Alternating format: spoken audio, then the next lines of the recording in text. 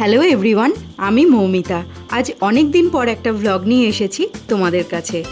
এই মাসের 10 তারিখে আমরা গিয়েছিলাম তারাপীঠে ছেলের জন্মদিন উপলক্ষে মায়ের কাছে পুজো দিতে। আমরা 3 জন না, মোট 5 জনে গিয়েছিলাম। চলো আস্তে আস্তে তোমাদেরকে দেখাচ্ছি। তাহলে এবার যাত্রা শুরু করি কল্যাণী স্টেশন থেকে। যাব নৈহাটি, সেখান থেকে মা তারা এক্সপ্রেসে করে সোজা রামপুরহাট। নৈহাটি পৌঁছে গিয়েছি আমরা অনেক আগেই, তবুও ওভারব্রিজ দিয়ে ঠেলাঠেলি করে নামতে হলো, কারণ ট্রেন প্ল্যাটফর্মে আসার মাত্র 5 মিনিট আগেই অ্যানাউন্স করেছে। কিন্তু একদম সময় মতো এসেছে আমাদের ট্রেন, আর এই ট্রেনে আমাদের জন্য অপেক্ষা করছে আমার মা আর ভাই।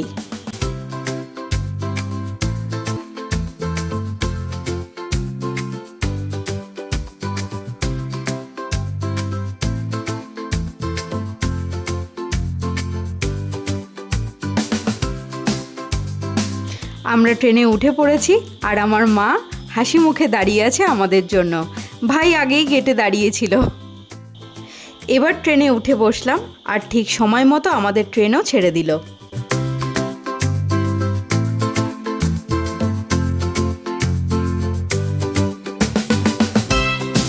বাড়ি থেকে রুটি, তরকারি আর মিষ্টি নিয়ে গিয়েছিলাম। আমার শাশুড়ি মা অনেক ভোরে উঠে আমাদের জন্য বানিয়ে দিয়েছিলেন। বিশেষ কারণবশত উনি আমাদের সাথে গেলেন না। ওনাকে নিয়ে যাওয়ার খুব ইচ্ছে ছিল আমার। সে যাই হোক, ট্রেন তার নিজের গতিতে চলছে, আর আমরা খাওয়া দাওয়ার পর্ব শেষ করে গল্প করতে করতে পার করে ফেললাম বর্ধমান জংশন।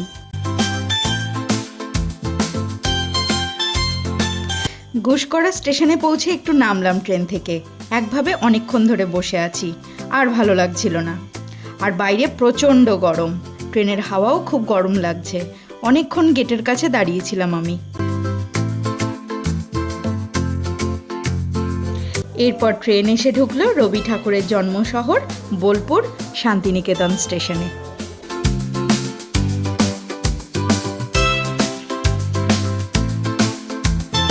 বহু মানুষ এখানে নেমে গেল, তাই ট্রেন এখন অনেকটাই ফাঁকা। 2 মিনিটের মতো শান্তিনিকেতনের ট্রেনটা দাঁড়িয়ে আবার বাকি যাত্রীদেরকে নিয়ে সে তার যাত্রা শুরু করলো।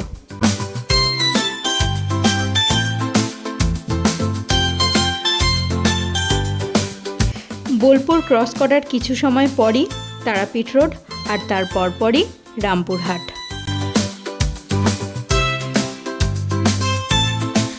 অবশেষে একদম নির্ধারিত সময়ে আমরা পৌঁছে গেলাম রামপুরহাট স্টেশনে।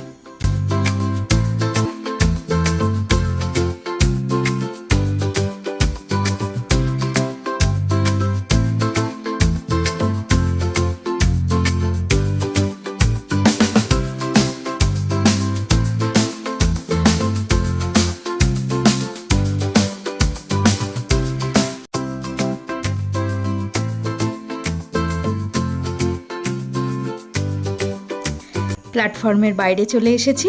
এবার এখান থেকে অটো রিজার্ভ করে আমরা চলে যাব হোটেলে। রুম আগে থেকেই বুক করে রাখা ছিল আমাদের।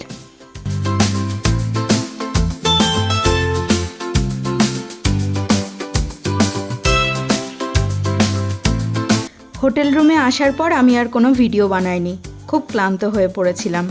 এটা পরদিনের ভিডিও, আর আজ আমার ছেলের জন্মদিন। আমরা ভোর 3টেয় উঠে রেডি হয়ে চলে গিয়েছিলাম মন্দির চত্বরে। সেখান থেকে ডালা আর পুজোর সামগ্রী কিনে নিয়ে চললাম মন্দিরে। এত ভোরবেলাতেও সমস্ত দোকানপাট খোলা, আর আমাদেরকে যিনি নিয়ে গিয়েছিলেন তিনি বললেন ভোরবেলায় গেলে পুজোটা তাড়াতাড়ি সম্পন্ন হবে, বেশিক্ষণ লাইনে দাঁড়াতে হবে না। তাই আমাদের এত ভোরবেলায় উঠে যাওয়া।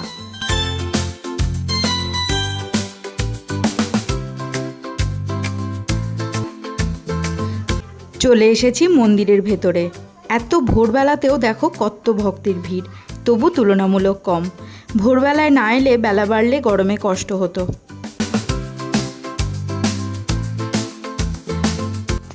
লাইন এগোতে শুরু করেছে, আর আমরা বহুক্ষণ লাইনে দাঁড়িয়ে মায়ের পুজো দিলাম। পুজো দেওয়া শেষ। মন্দিরের ভেতরে ক্যামেরা নিষিদ্ধ ছিল, তাই আর মায়ের দর্শন তোমাদেরকে করাতে পারলাম না। হোটেলে এসে লাঞ্চ সেরে ঘুমিয়ে পড়েছিলাম। এটা সন্ধ্যাবেলার ভিডিও। ক্যামেরা অন করে যাচ্ছি নিচে, মন্দিরের চারপাশটা আর মহাশ্মশানটা ঘুরে দেখব বলে।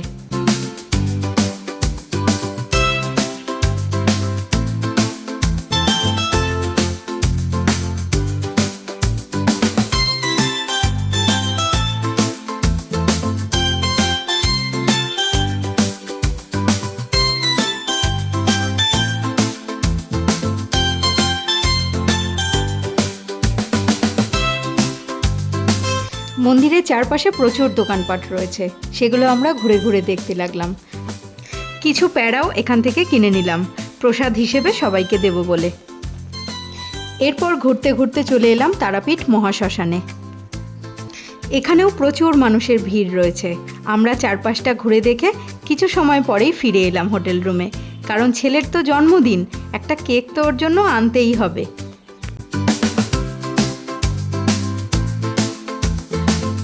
চলে এসেছি হোটেলে, আর হোটেলের ছাদটা এত সুন্দর করে সাজানো, তাই আমরা ঠিক করলাম ছেলে এখানেই কেকটা কাটুক। আমার ছেলে খুব খুশি ওর জন্মদিনটা এভাবে পালন করার জন্য।